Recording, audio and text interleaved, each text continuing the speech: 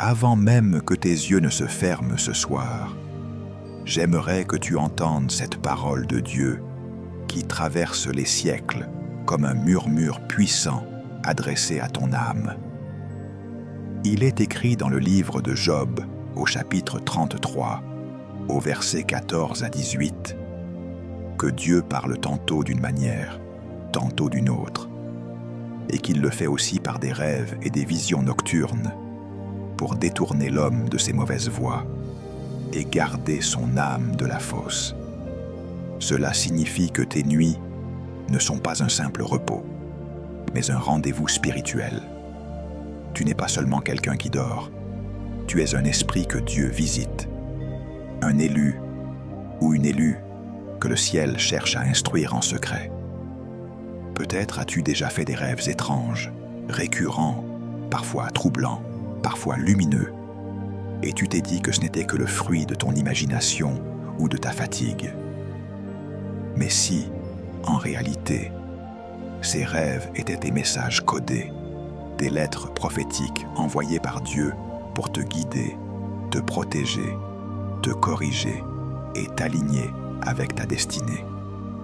Dans cette vidéo, nous allons entrer ensemble au cœur de 7 rêves que Dieu utilise pour te parler la nuit sans que tu t'en rendes compte. Et tu vas découvrir comment les discerner, comment les interpréter selon la parole et comment y répondre dans la prière. Si tu sens déjà, au fond de toi, que Dieu te parle souvent pendant ton sommeil, écris en commentaire cette phrase prophétique. Seigneur, ouvre mes yeux spirituels pendant la nuit. Avant d'aller plus loin, je t'invite à t'abonner à cette chaîne Vie de prière, à aimer cette vidéo dès maintenant et à activer la cloche, parce que nous entrons dans une saison où Dieu veut éduquer ton esprit et affiner ton discernement.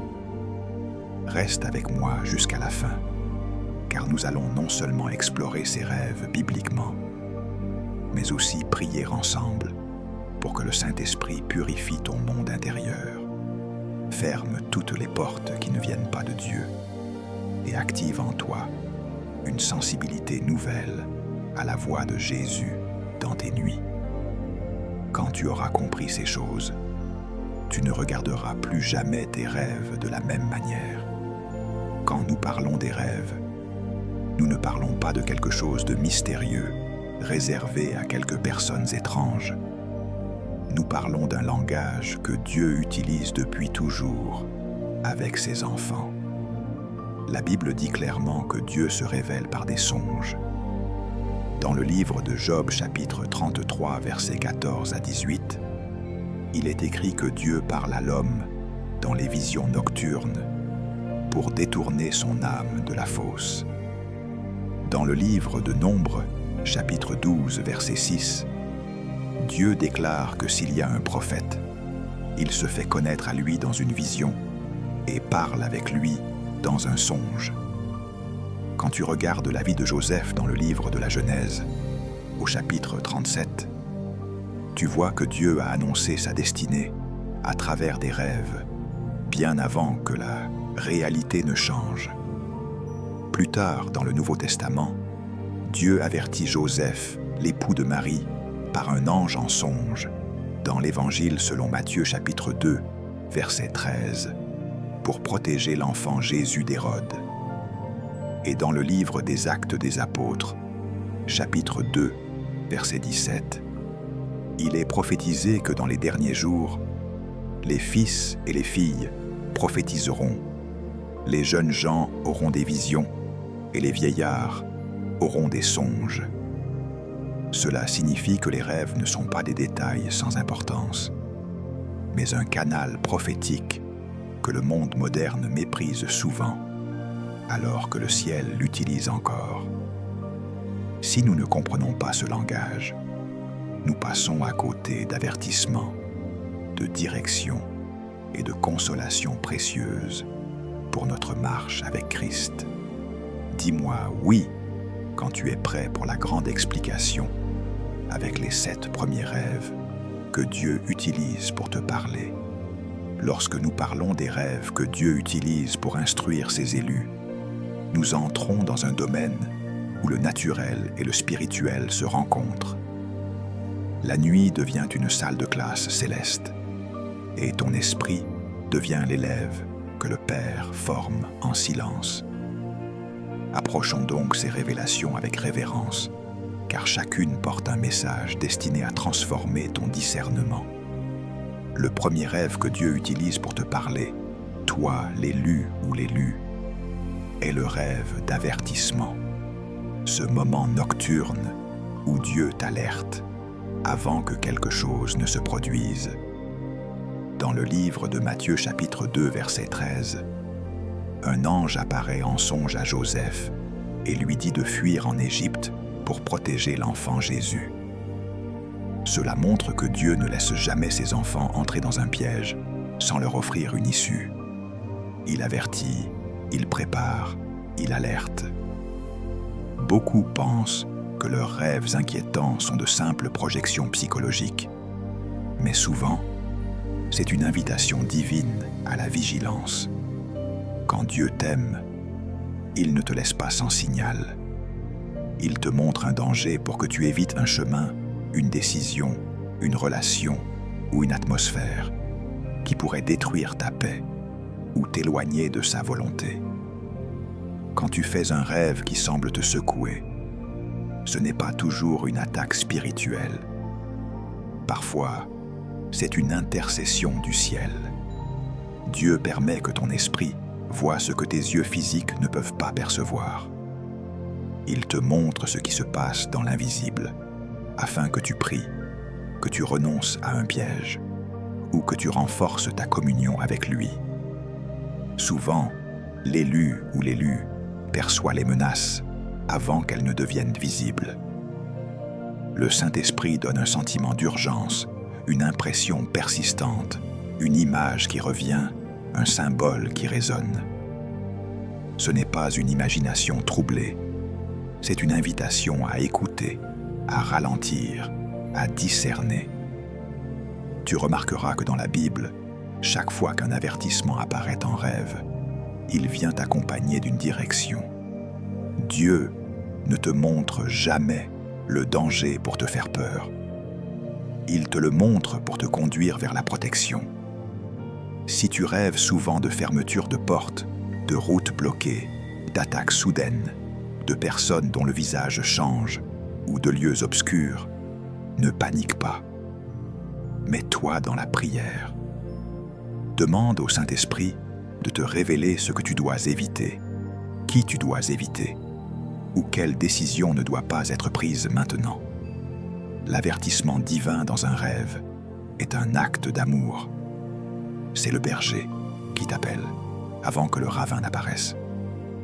C'est la main de Dieu qui te dit « Ne va pas dans cette direction, je t'en prépare une meilleure ». Ceux qui ignorent ces rêves s'exposent. Ceux qui les discernent marchent dans la paix. Le deuxième rêve que Dieu utilise pour parler à ses élus est le rêve de direction. Un rêve qui ne vient pas pour t'avertir d'un danger, mais pour t'indiquer où aller, quoi choisir et comment avancer lorsque ton cœur est dans la confusion. La parole nous montre que Dieu utilise ce type de rêve lorsque la destinée d'un croyant arrive à un tournant. Dans le livre de Genèse chapitre 31 versets 11 à 13, l'ange de Dieu apparaît à Jacob en songe pour lui dire de quitter Laban et de retourner dans son pays. Ce rêve a mis fin à des années d'hésitation, de fatigue et d'exploitation. En une seule nuit, Dieu a redessiné le chemin de l'élu. Comprends ceci. Quand tu marches avec Dieu, aucun croisement important dans ta vie n'est laissé au hasard. Tu n'es pas appelé à décider seulement selon ta logique, ton ressenti ou la pression des circonstances. Le Saint-Esprit, parce qu'il connaît les chemins cachés, te parle dans la nuit pour te pousser vers l'option qui porte la vie. Les élus se rendent souvent compte, après une saison de prière, que Dieu leur envoie soudain un rêve, où une porte s'ouvre, où un chemin se clarifie, où une voix dit « Va, sors, avance, reste ». Ces rêves sont courts mais lourds de sens. Ils ne sont pas faits pour être débattus, mais suivis. Parfois, le rêve est symbolique. Une lumière qui éclaire un chemin sombre, un pont que tu traverses, un fleuve que tu franchis, ou une clé que tu reçois. Tu te réveilles avec une certitude intérieure, même si tu ne comprends pas tout. Parfois, le rêve est plus direct. Une personne te parle, un ange t'apparaît, une parole claire résonne. Mais dans tous les cas, le but est le même. Dieu te montre ton prochain pas. Le rêve de direction apparaît souvent lorsque l'élu est sur le point d'entrer dans une nouvelle saison, mais qu'il manque encore d'assurance.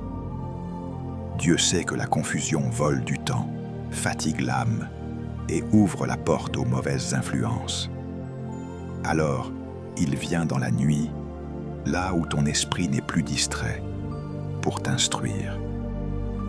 Et si tu apprends à reconnaître ces rêves, tu n'avanceras plus jamais à l'aveugle. Tu ne feras plus de choix sous la pression et tu ne donneras plus accès à la peur pour diriger ton avenir. Souviens-toi, Dieu ne révèle pas toujours toute la route, mais il montre toujours le prochain pas. Et ce pas, souvent, arrive dans un rêve. C'est ainsi que les élus avancent, non par hasard, mais par révélation. Le troisième rêve que Dieu utilise souvent pour parler à ses élus est le rêve de purification et de conviction intérieure. Ces rêves où ton âme semble mise à nu, où des choses cachées remontent à la surface, où tu te vois tomber, te salir, te perdre, ou au contraire te laver, te repentir, revenir. Ce genre de rêve n'est pas toujours agréable, mais il est profondément miséricordieux. Dans le psaume 51, David crie à Dieu « Crée en moi un cœur pur, ô Dieu, renouvelle en moi un esprit bien disposé. » Et dans l'Évangile selon Jean chapitre 16, verset 8, Jésus dit que le Saint-Esprit convaincra le monde de péché, de justice et de jugement. L'Esprit de Dieu ne se contente pas de te parler pendant la journée. Il vient aussi, la nuit, travailler ton cœur par des images, des situations, des scènes qui révèlent ce qui doit être changé, guéri ou abandonné. Quand tu es un élu ou une élue, Dieu te laissera rarement à l'aise dans une vie de compromis. Alors, il utilise les rêves pour te montrer, parfois de façon symbolique, les liens, les habitudes, les péchés ou les blessures qui polluent ta marche avec lui. Tu peux rêver que tu es dans une maison sale, que tu dois nettoyer, que tu portes des vêtements tachés, que tu dois enlever, ou que tu es dans une atmosphère étrange dont tu dois sortir. Tu peux aussi rêver d'anciens péchés, de relations malsaines, de lieux où tu ne dois plus retourner. Ce ne sont pas des condamnations gratuites, ce sont des rappels du ciel. Dieu te montre ce qui, dans ton histoire, doit être placé à la lumière de la croix. Il te fait ressentir un malaise sain, une tristesse selon Dieu, celle dont parle l'apôtre Paul dans la deuxième lettre aux Corinthiens chapitre 7, verset 10, qui produit une repentance qui conduit au salut. Le rêve de purification vient pour restaurer ta sensibilité spirituelle. Dans un monde où le péché est banalisé, où les compromis sont normalisés, où tout est relativisé, Dieu utilise la nuit pour te ramener à la vérité. Tu te réveilles parfois avec un poids dans le cœur, une impression de « ce n'est plus possible que je continue comme avant ». Ne fuis pas ces rêves, ne les étouffe pas sous le divertissement ou la distraction. Amène-les à Dieu dans la prière. Dis-lui « Montre-moi ce que tu veux que je laisse, ce que tu veux purifier en moi. » À chaque fois que tu réponds à ce type de rêve par la repentance, le renoncement et l'obéissance, une chaîne se brise, une porte se ferme aux ténèbres. une nouvelle mesure de liberté s'ouvre dans ta vie. Ce genre de rêve est la preuve que le Saint-Esprit est encore en train de travailler ton cœur, qu'il ne t'a pas livré à l'endurcissement. C'est un signe que tu es précieux aux yeux de Dieu, au point qu'il visite même tes nuits pour te garder pur. Le quatrième rêve que Dieu utilise pour parler aux élus est le rêve d'encouragement divin. Ce rêve dans lequel le ciel vient visiter ton cœur épuisé pour te redonner courage, force et assurance. Beaucoup de croyants sous-estiment la puissance de ces rêves, car ils pensent que seuls les avertissements ou les visions spectaculaires sont spirituelles. Mais dans les Écritures, Dieu apparaît très souvent pour fortifier, consoler et relever ceux qu'il a choisis.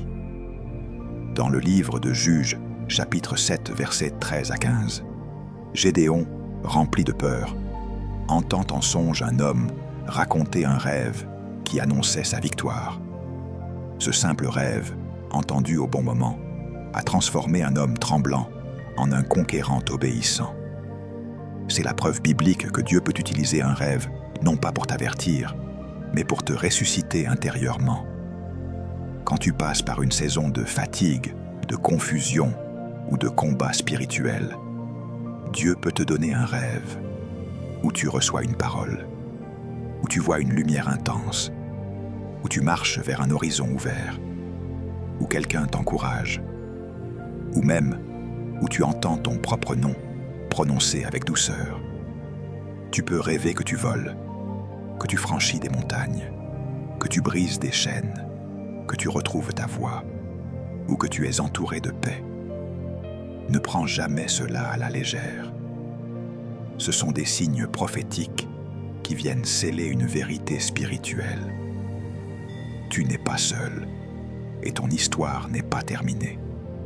Dans ce type de rêve, Dieu vient restaurer ce que les épreuves ont affaibli.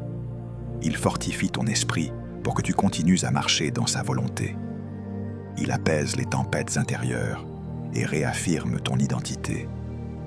Parfois, tu te réveilles avec une paix qui dépasse toute compréhension, comme le dit l'apôtre Paul dans la lettre aux Philippiens chapitre 4, verset 7. D'autres fois, c'est une force nouvelle, une conviction fraîche, une clarté dans la pensée. Les élus vivent souvent des combats que personne ne voit. Ils sourient le jour, mais saignent parfois la nuit. Alors Dieu, qui voit ce que l'homme ne voit pas, vient les visiter dans cette dimension où les masques tombent. Là, il dépose des encouragements célestes, des confirmations silencieuses, des annonces de victoire. Tout cela pour empêcher ton âme de se briser, pour maintenir vivante la flamme de ta foi. Lorsque tu fais ce genre de rêve, ne l'oublie pas. Note-le, médite-le, remercie Dieu. C'est un signe que le ciel te soutient. C'est une preuve que le Père est engagé dans ton histoire, qu'il te porte, qu'il te parle, qu'il te relève. Le cinquième rêve que Dieu utilise pour parler aux élus est le rêve de révélation identitaire. Ce moment sacré où Dieu te montre qui tu es réellement dans sa pensée, bien au-delà de ce que ton passé, ton entourage ou tes circonstances ont voulu te faire croire. Dans les Écritures, ce type de rêve apparaît souvent lorsque Dieu prépare quelqu'un à entrer dans une dimension plus grande de sa destinée. Regarde Joseph dans le livre de la Genèse chapitre 37. Il rêve qu'il se tient debout et que les gerbes de ses frères se prosternent devant la sienne. Ce rêve n'était pas une manifestation d'orgueil, mais la première déclaration divine de son identité future. Leader, porteur de destinée, instrument de préservation. Le rêve a révélé ce que Dieu voyait déjà en lui, même si les hommes autour de lui ne le percevaient pas. Quand tu es un élu ou une élue, Dieu ne veut pas que tu vives en dessous de ton identité spirituelle. Alors, il utilise les songes pour t'arracher aux limitations intérieures. Tu peux rêver que tu es plus grand, plus fort, plus libre que dans la réalité. Tu peux rêver que tu reçois une couronne, un manteau, une autorité, ou que tu accomplis des choses que tu n'as jamais imaginées éveillées. Tu peux te voir traverser des murs, dominer un environnement, ou parler avec une assurance inhabituelle. Ces symboles sont des messages. Dieu t'appelle à sortir de la version réduite de toi-même. Parfois, le rêve identitaire vient après une longue saison de doute. Tu te sens insignifiant, affaibli, limité. Et voilà que dans la nuit, Dieu te montre une image complètement différente de ce que tu crois être. C'est sa manière de briser la voix intérieure qui te dit que tu n'es pas assez. C'est sa manière de contredire les paroles blessantes que tu as reçues. C'est sa manière de te rappeler que tu es marqué par l'éternité. Ne prends jamais ces rêves à la légère. Ils sont prophétiques. Ils sont destinés à t'aligner avec ce que Dieu a écrit de toi avant même ta naissance, comme le dit Jérémie, chapitre 1, verset 5. Il te repositionne. Il t'élève intérieurement. Il t'appelle à te préparer pour la saison qui arrive. Dieu te montre ton identité avant de te montrer ton chemin, car tu ne peux pas marcher dans ce que tu ignores. Dans l'élan de ce principe, voici la phrase que le téléspectateur doit commenter, introduite naturellement. Et si tu sens que Dieu est en train de réveiller ton identité profonde à travers tes nuits, écris simplement en commentaire « Seigneur, révèle-moi qui je suis vraiment en toi ». Le 6e rêve que Dieu utilise pour parler à ses élus est le rêve d'intercession et de combat spirituel pour les autres. Ces nuits où tu ne te vois pas forcément toi-même au centre, mais où Dieu te montre la situation spirituelle d'une personne, d'une famille, d'une église, parfois même d'une ville ou d'une nation, pour faire de toi un veilleur sur la muraille. Dans le livre de Genèse, chapitre 41, Pharaon reçoit un rêve qui annonce une famine à venir, et c'est par l'interprétation de Joseph que Dieu ouvre un chemin de protection pour des peuples entiers. Plus tard, dans le livre d'Ézéchiel, chapitre 22, verset 30, Dieu dit qu'il cherche un homme qui se tienne à la brèche pour le pays. Comprends ceci. Quand tu commences à rêver non plus seulement de toi, mais des autres, de leurs combats, de leurs dangers, de leurs chaînes, c'est souvent le signe que Dieu t'établit comme intercesseur et sentinelle. Dans ce type de rêve, tu peux voir un proche en danger, un enfant attaqué, une église dans la confusion, une maison envahie, une personne qui se noie ou se perd dans un lieu sombre. Tu peux aussi voir des scènes de guerre, de poursuite, de captivité, de troubles. Ce n'est pas toujours un message pour aller raconter ce que tu as vu ou accuser les gens que tu as vus. C'est d'abord un appel à te tenir devant Dieu pour eux. Le rêve d'intercession te fait partager le fardeau du cœur de Dieu. Il te montre ce qui se passe dans l'invisible pour que tu réagisses dans la prière, non dans les commérages.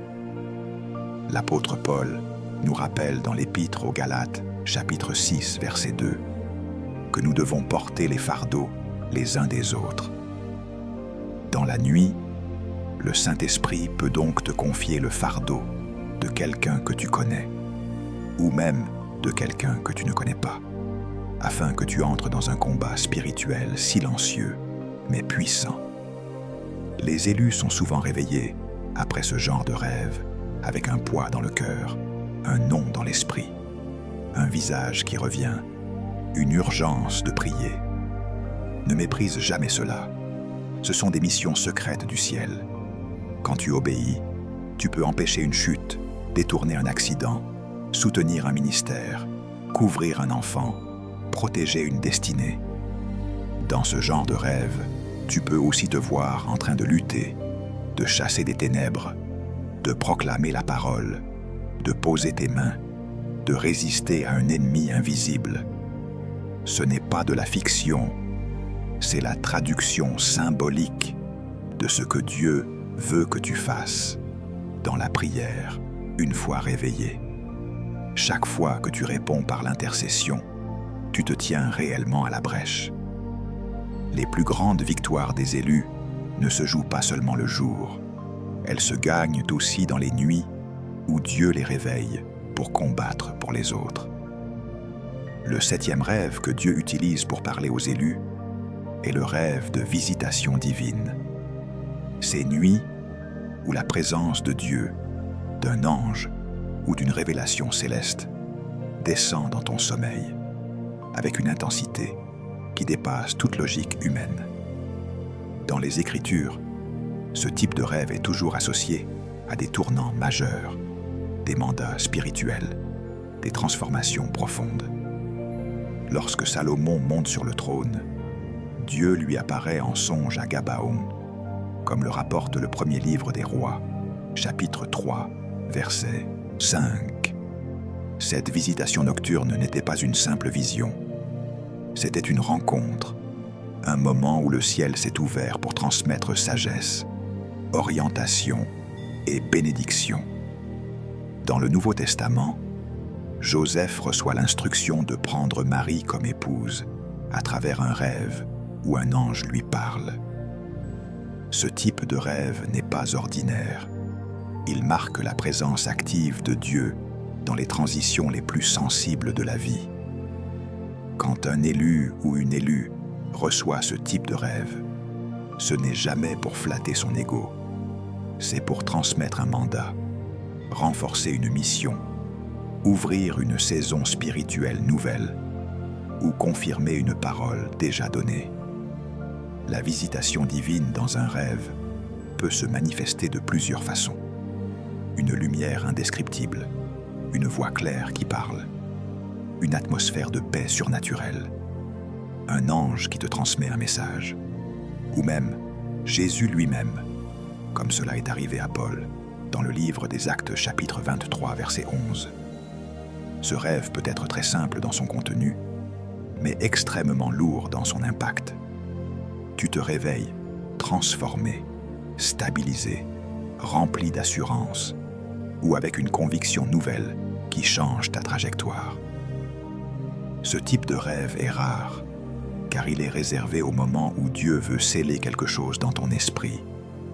Il ne se produit pas parce que tu es plus saint qu'un autre, mais parce que ta mission exige une instruction directe. La visitation divine vient souvent lorsque tu doutes, lorsque tu es au bord d'un tournant, lorsque tu dois poser un acte courageux, ou lorsque ton cœur a besoin d'une confirmation que personne sur terre ne peut te donner. Lorsque ce rêve se produit, note bien ceci. L'ennemi essaiera de te distraire, de te faire oublier ou de minimiser ce que tu as reçu. Ne le laisse pas faire. Écris ce que tu as vu, médite ce que tu as entendu et garde précieusement ce moment comme un trésor spirituel. Les élus qui prennent ces visitations au sérieux avancent avec une stabilité que rien ne peut ébranler, car ils savent que Dieu ne leur a pas seulement parlé, il les a visités. Lorsque tu commences à reconnaître les rêves que Dieu utilise pour te parler, une nouvelle étape s'ouvre devant toi, celle des vérités cachées. Ce ne sont plus seulement des descriptions de rêves, mais des révélations profondes sur la manière dont le ciel fonctionne pendant tes nuits. En comprenant ces vérités, tu ne subiras plus tes songes. Tu sauras y collaborer avec le Saint-Esprit. La première vérité cachée que tu dois comprendre, toi l'élu ou l'élue, est que Dieu utilise un langage profondément personnel dans tes rêves. Il ne parle pas à tous de la même manière. Dans la Bible, nous voyons des rêves de blé et d'étoiles pour Joseph, des statues et des bêtes pour le roi Nabuchodonosor, dans le livre de Daniel, des épis et des vaches pour Pharaon, dans le livre de la Genèse. Les images changent, mais la source est la même. Cela signifie que Dieu connaît ton histoire, tes symboles, ta culture, tes peurs, tes désirs, et qu'il s'en sert pour te parler dans une langue que ton esprit peut comprendre. Ce que tu dois saisir, c'est que tes rêves forment une sorte d'alphabet spirituel que le Saint-Esprit construit avec toi au fil du temps. Une même image peut signifier une chose pour toi et autre chose pour quelqu'un d'autre, selon votre parcours. C'est pourquoi il est dangereux de vouloir appliquer des dictionnaires de rêves purement humains comme des règles absolues. Dieu n'est pas enfermé dans des recettes. Il crée une intimité unique avec chacun de ses enfants. Lorsque tu remarques qu'un même symbole revient souvent dans tes rêves, accompagné du même type de message, tu commences à décoder la façon dont Dieu dialogue avec toi. Par exemple, peut-être que les maisons représentent ton cœur, que la mer représente des émotions profondes, que les escaliers évoquent la progression spirituelle. En observant, en notant, en priant, tu identifies ce langage. La vérité cachée, c'est que Dieu prend le temps de bâtir avec toi un vocabulaire spirituel personnalisé. Il ne cherche pas seulement à t'impressionner par des rêves spectaculaires. Il cherche à établir une conversation durable. L'Évangile selon Jean chapitre 10 verset 27 nous rappelle que les brebis reconnaissent la voix du berger. Cela inclut la façon dont il te parle la nuit.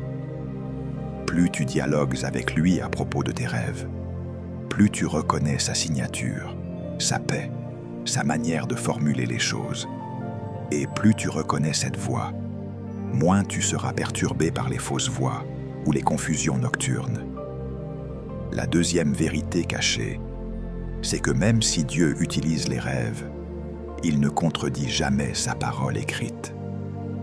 Les rêves ne sont pas un raccourci pour contourner la Bible, ils sont un canal pour t'aider à l'appliquer.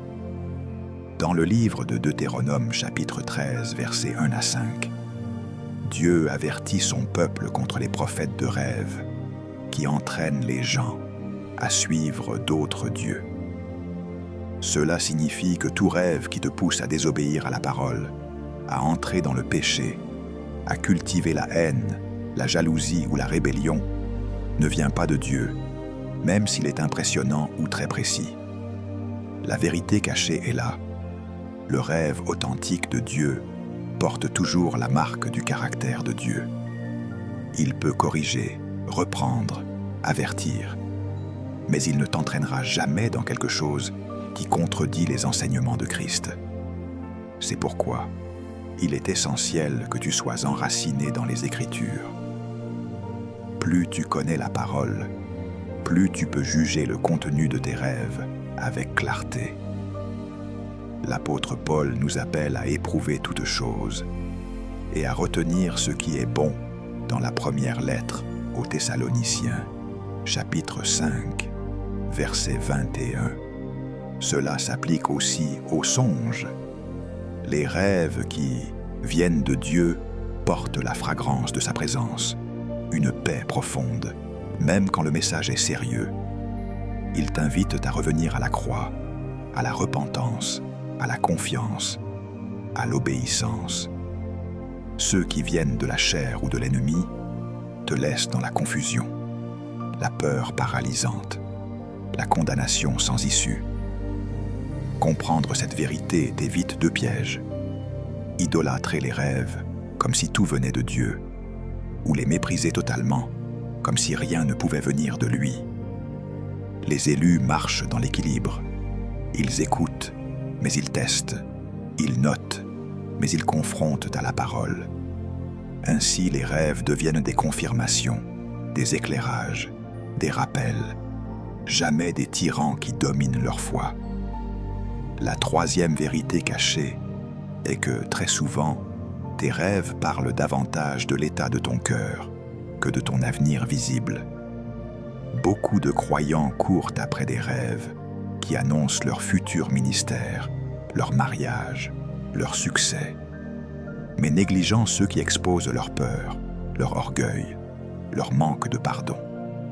Pourtant, dans l'Évangile selon Marc chapitre 7, verset 21, Jésus enseigne que c'est du cœur de l'homme que sortent les mauvaises pensées. Dieu, qui voit le cœur, utilise les rêves pour te montrer ce qui se passe dans tes profondeurs.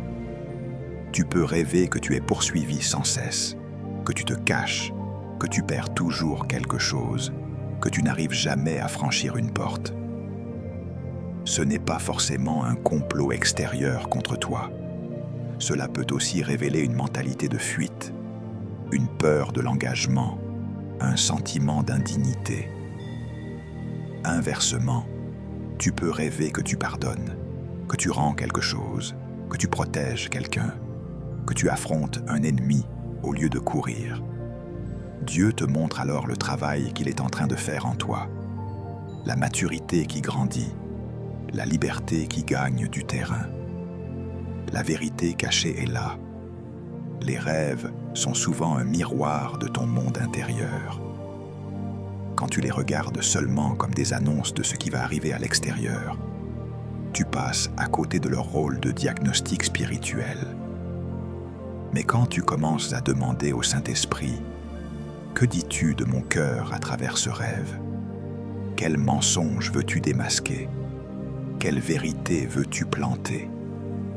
Alors tes nuits deviennent un terrain de transformation.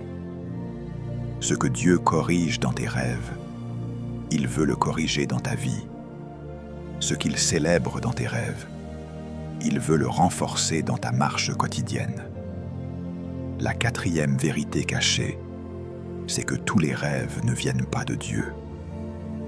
Certains viennent de ton âme, saturés d'images, de soucis, de souvenirs, comme le suggère le livre de l'Ecclésiaste chapitre 5, verset 2, en parlant des rêves qui naissent de la multitude des occupations. D'autres peuvent être inspirés par l'ennemi qui cherche à intimider, à séduire ou à tromper. C'est pour cela que le discernement est indispensable. Dieu t'appelle à devenir un esprit éveillé, pas un croyant naïf. Les rêves de Dieu portent sa paix. Même quand le message est grave, il te ramène vers lui. Les rêves de la chair reflètent surtout tes préoccupations, tes peurs, tes désirs non filtrés. Les rêves de l'ennemi cherchent à t'enfermer dans la terreur, la confusion, la honte, ou à te pousser vers des décisions impulsives. La vérité cachée, c'est que tu es appelé à tester les rêves comme tu testes les prophéties. Tu peux dire au Saint-Esprit « Révèle-moi la source de ce que j'ai vu cette nuit. Montre-moi si je dois le rejeter, l'ignorer ou y répondre. » Tu n'es pas obligé d'accepter tout ce que tu vois en dormant. Tu as le droit, en Christ, de refuser ce qui ne porte pas sa signature. L'Épître de Jacques, chapitre 4, verset 7, nous appelle à résister au diable pour qu'il fuit loin de nous. Cela inclut la manière dont tu gères certains rêves oppressants. Lorsque tu comprends qu'il existe plusieurs sources possibles, tu cesses d'être passif. Tu deviens un gestionnaire de ton monde spirituel. Tu gardes ce qui vient de Dieu. Tu exposes à la lumière ce qui vient de ta chair. Tu repousses par la prière ce qui vient des ténèbres. La cinquième vérité cachée, c'est que chaque rêve porteur d'un message de Dieu est une convocation à la prière. Il ne vient pas pour nourrir ta curiosité spirituelle, mais pour susciter une réponse. Dans le livre de Daniel chapitre 2, lorsque le roi fait un rêve troublant, Daniel ne se contente pas d'entendre le récit. Il va chercher la face de Dieu pour obtenir l'interprétation. Plus tard, dans le même livre, après avoir reçu des visions, Daniel se met en jeûne et en prière. Les rêves de Dieu ne laissent pas les élus immobiles, ils les poussent à l'autel. La vérité cachée, c'est que beaucoup de personnes se contentent de raconter leurs rêves à tout le monde, sans jamais les présenter sérieusement devant Dieu. Pourtant, ce que le ciel te montre, il veut que tu le travailles dans la prière. Si tu reçois un avertissement, tu dois intercéder. Si tu reçois une direction, tu dois demander la sagesse pour obéir. Si tu reçois une révélation de ton identité, tu dois déclarer cette vérité sur ta vie. Si tu reçois un fardeau pour quelqu'un, tu dois te tenir à la brèche pour lui. Le rêve n'est pas la fin de l'histoire, il en est le début. Quand tu comprends cela, tu cesses d'être un simple spectateur de tes nuits. Tu deviens un partenaire de Dieu. Et c'est ici que je veux encourager celui qui écoute. Si ces vérités éclairent tes nuits et fortifient ta foi, je t'invite à partager cette vidéo autour de toi, à l'envoyer à quelqu'un qui fait aussi des rêves sans les comprendre, afin que d'autres élus apprennent eux aussi à répondre à ces convocations divines. La sixième vérité, cachée, c'est que Dieu n'est pas seulement intéressé par le fait de te parler, il est intéressé par ta réponse.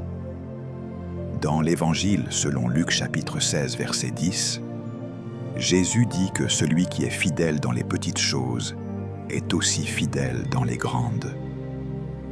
Ce principe s'applique à la gestion de tes rêves spirituels. Lorsque Dieu te montre quelque chose dans un rêve et que tu obéis, que tu te repositionnes, que tu pardonnes, que tu changes une habitude, que tu renonces à une relation toxique, que tu te mets à intercéder, tu montres au ciel que tu es un bon intendant des révélations reçues. Alors, progressivement, Dieu te confie davantage. Tu remarqueras que dans la vie de Joseph, chaque fois qu'il a géré correctement une révélation nocturne, une nouvelle responsabilité s'est ouverte devant lui. Il est passé de prisonnier interprète de rêve à gestionnaire du pays. La vérité cachée, c'est que l'obéissance à la lumière reçue prépare la lumière suivante. Beaucoup de croyants réclament des visions plus fortes, des rêves plus précis, mais n'ont jamais répondu aux premiers avertissements, aux premières corrections, aux premières directions que Dieu leur a données. Le ciel ne multiplie pas les révélations pour le plaisir de nous impressionner. Il nous parle pour nous transformer. Quand tu commences à traiter tes rêves sérieux comme des messages sacrés, à noter ce que Dieu dit, à prier dessus, à ajuster ta marche, tu entres dans une dynamique de croissance. Les rêves deviennent comme des marches d'escalier, et chaque obéissance te fait monter. Dieu a des choses plus profondes à te confier, mais il attend que tu honores ce qu'il t'a déjà montré dans tes nuits. La septième vérité cachée est peut-être la plus délicate. Il y a des saisons où tu rêves beaucoup sans souvenir, ou très peu, et tu as l'impression que Dieu ne parle plus. Tu te dis que tu as perdu quelque chose, que Dieu s'est éloigné. Pourtant, parfois, ce silence apparent est un message en soi. Dans le livre de 1 Samuel chapitre 3, la parole de l'Éternel était rare en ces jours-là, non pas parce que Dieu avait perdu sa voix, mais parce que le peuple s'était éloigné. Ce silence devient alors un appel au retour. D'autres fois, Dieu se tait simplement parce qu'il t'a déjà parlé et qu'il attend que tu mettes en pratique ce que tu sais. Tu n'as pas besoin d'un nouveau rêve pour obéir à une parole claire déjà reçue. La vérité cachée ici, c'est que tu ne dois pas devenir dépendant des rêves, au point de paniquer lorsque tu en as moins. Dieu reste Dieu, qu'il parle par un songe, par la Bible, par une prédication, par une conviction intérieure. Il n'est pas prisonnier d'un seul canal. Le silence relatif dans tes nuits peut être une invitation à approfondir la parole écrite, à purifier ton cœur, à simplifier ta vie, à calmer le bruit autour de toi. Il peut aussi être une saison de repos où Dieu te laisse marcher par foi et non par sensation. Les élus apprennent à ne pas idolâtrer les expériences, mais à aimer la présence de Dieu, qu'il parle ou qu'il se taise. Quand tu comprends cela, tu n'es plus désespéré quand les rêves se font plus rares. Tu continues à rester fidèle, à prier, à obéir, à marcher avec Jésus. Et au moment choisi par Dieu, la voix se fait de nouveau entendre, parfois plus clairement qu'avant, car ton cœur s'est affermi dans la confiance. Il arrive un moment, lorsque tu as compris les rêves que Dieu utilise et les vérités cachées qui s'y attachent, où tu ne peux plus rester seulement spectateur. Tu es invité à entrer dans une marche nouvelle, où tes nuits et tes journées travaillent ensemble pour la gloire de Dieu. Maintenant, le Saint-Esprit veut t'enseigner comment répondre concrètement, comment aligner ta vie avec ce que le ciel te montre lorsque tout semble endormi, mais que l'Esprit, lui, est en alerte. La première chose que tu peux faire pour vivre une vraie transformation spirituelle à travers tes rêves, c'est de sanctifier ton coucher. Beaucoup de personnes traitent le moment où elles vont au lit comme un simple détail de routine. Mais pour un élu ou une élue, c'est une porte spirituelle. Dans le livre des Psaumes, David dit qu'il méditait sur Dieu pendant les veilles de la nuit, et dans le Psaume chapitre 4, verset 9, il déclare qu'il se couche et s'endort en paix, car l'Éternel le fait habiter en sécurité. Chaque soir, au lieu de t'endormir dans le bruit, la distraction ou les inquiétudes, prends quelques instants pour remettre ta nuit entre les mains de Dieu. Confesse le sang de Jésus sur ton esprit. Renonce à toute influence étrangère. Invite le Saint-Esprit à te parler comme il veut. Tu peux prier simplement, mais avec foi, en disant que ta nuit lui appartient et que tes rêves seront un terrain d'enseignement et non de confusion. Lorsque tu sanctifies régulièrement ton coucher, tu empêches beaucoup de portes inutiles de s'ouvrir dans ton âme. De plus, tu entres dans une disposition intérieure de paix et de disponibilité. La nuit ne devient plus un espace subi, mais un rendez-vous attendu avec ton Père céleste. Tu te couches moins chargé, moins dispersé, et ton esprit trouve plus facilement la stabilité nécessaire pour recevoir ce que Dieu veut semer en toi.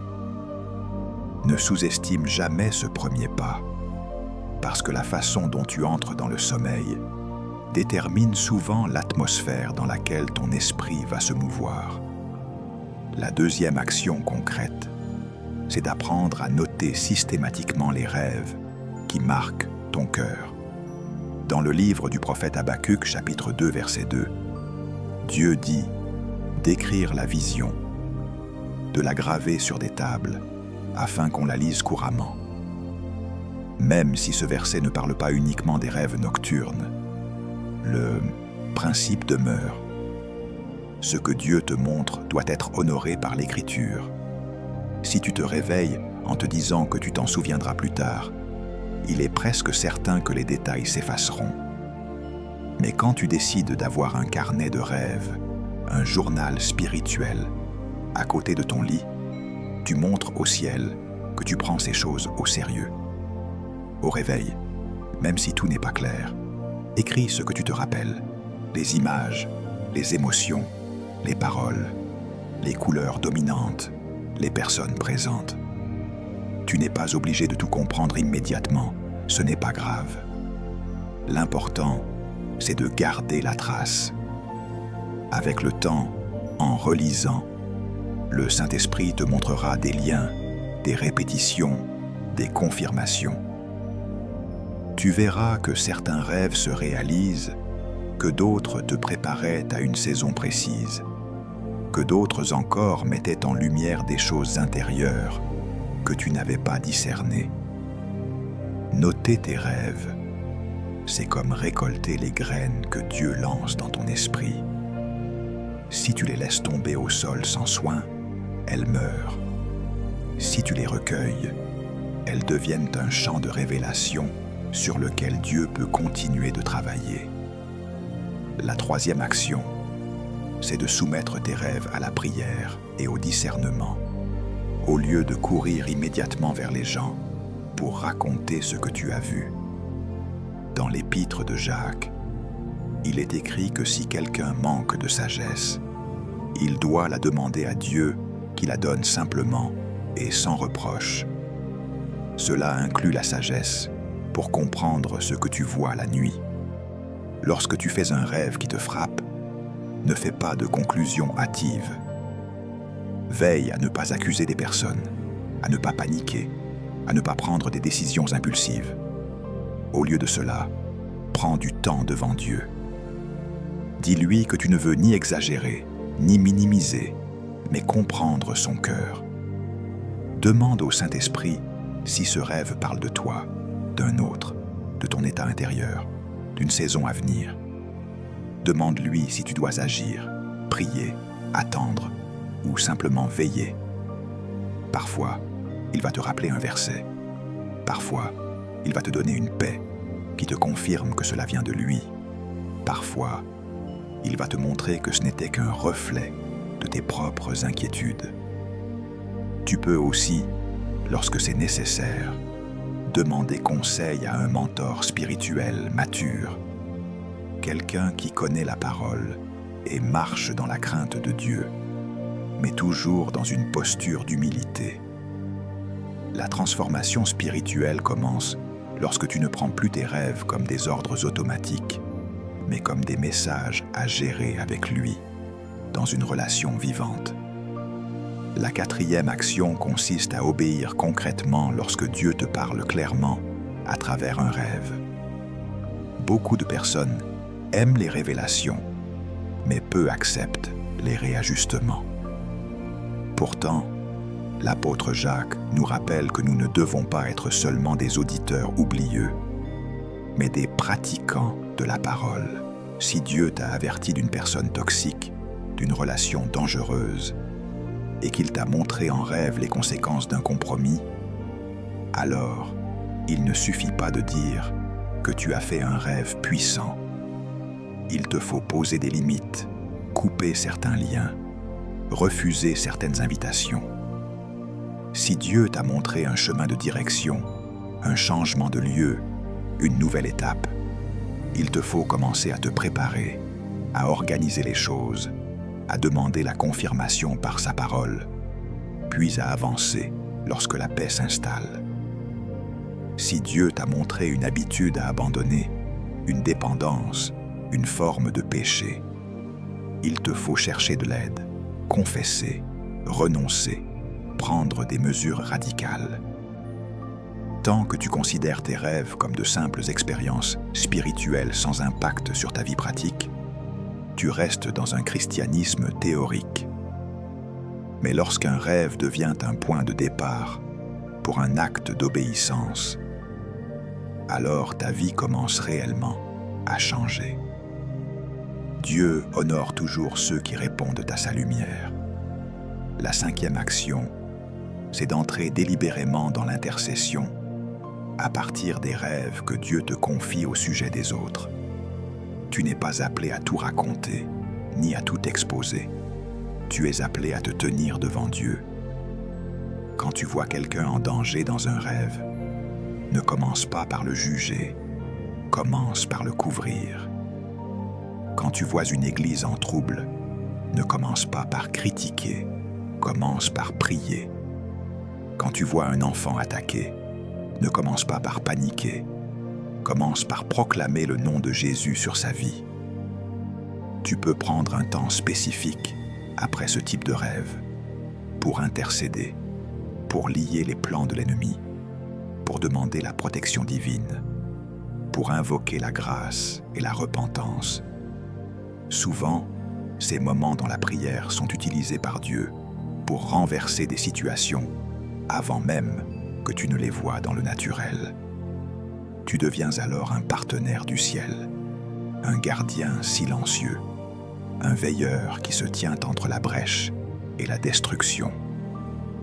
Et c'est ici que je veux placer une phrase d'engagement que celui qui écoute doit commenter.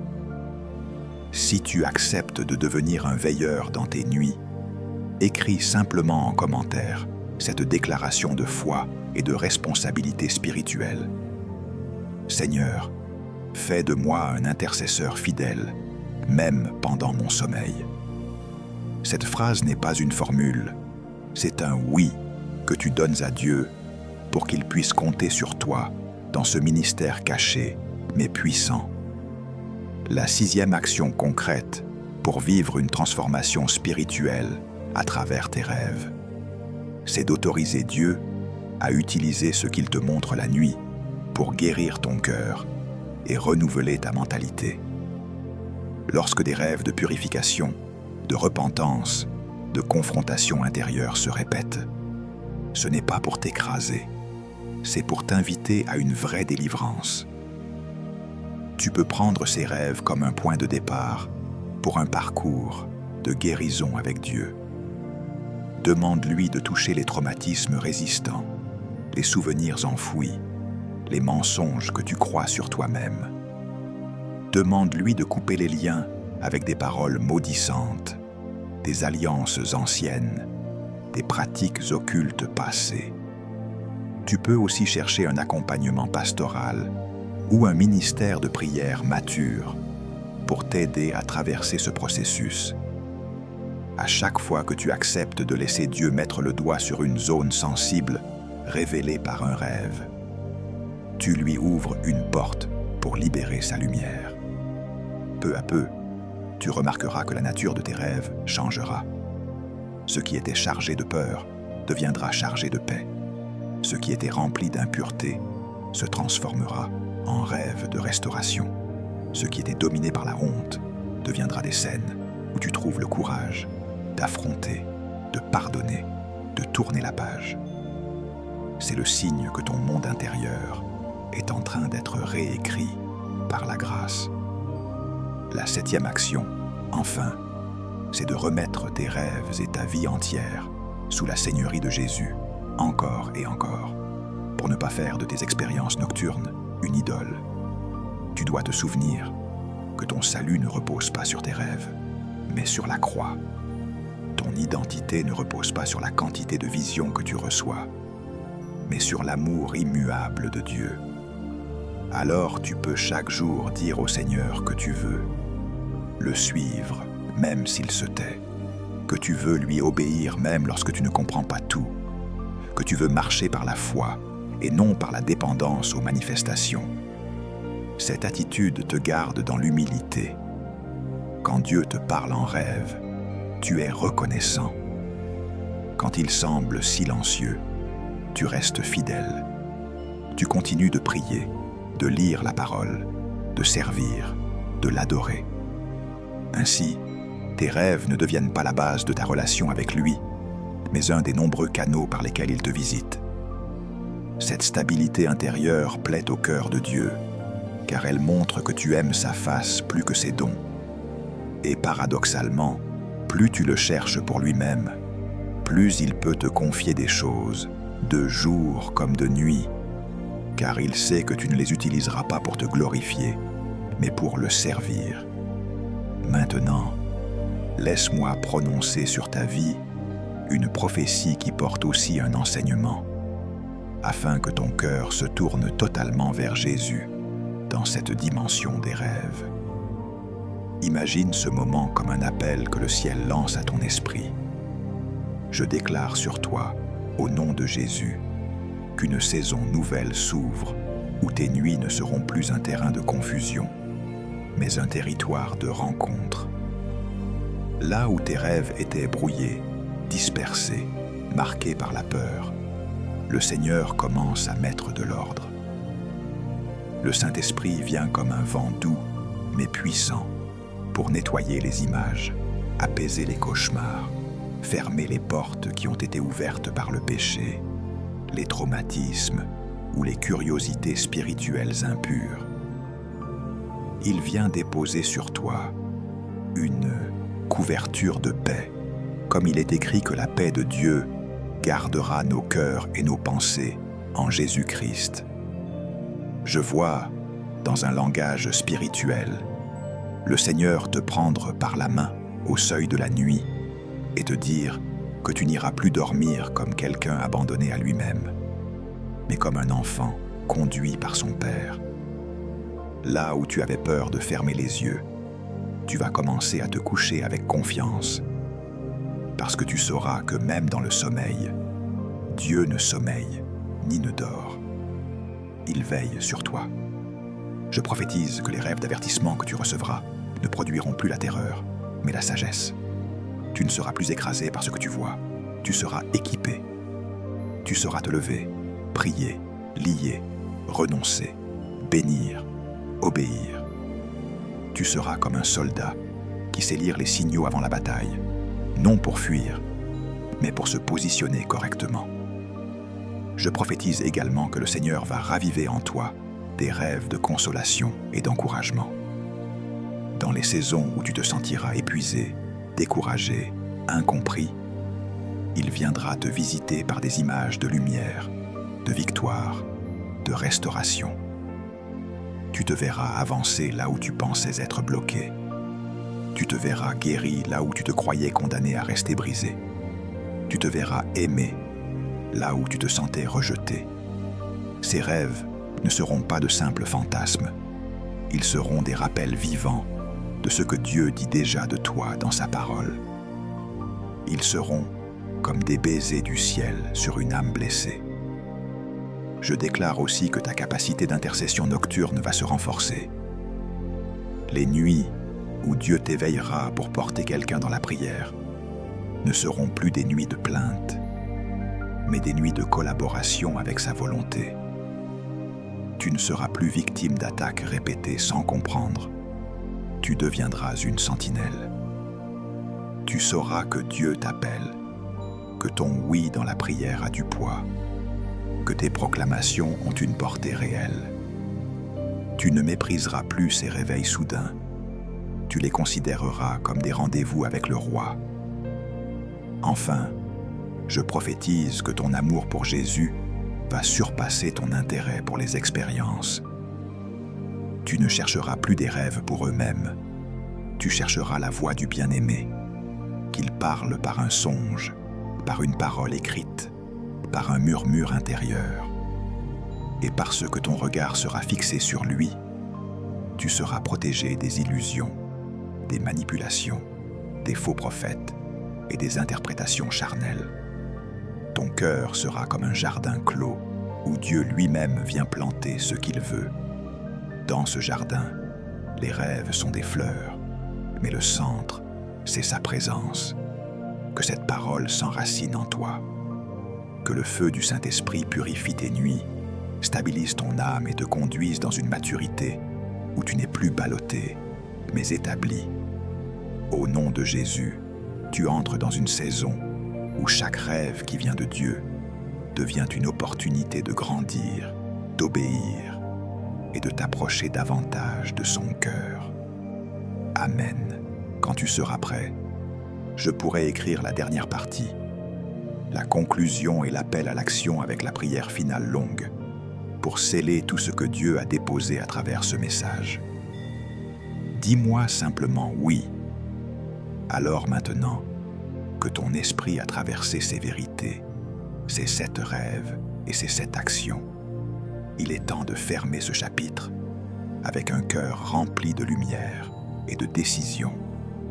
Tu as compris que tes nuits ne sont pas un hasard, que Dieu a toujours parlé par des songes, qu'il le fait encore aujourd'hui et qu'il veut le faire avec toi, non pour t'impressionner, mais pour t'aligner avec sa volonté. Tu as vu que les rêves peuvent avertir, diriger, purifier, encourager, révéler ton identité, t'appeler à l'intercession, et te faire vivre des visitations divines.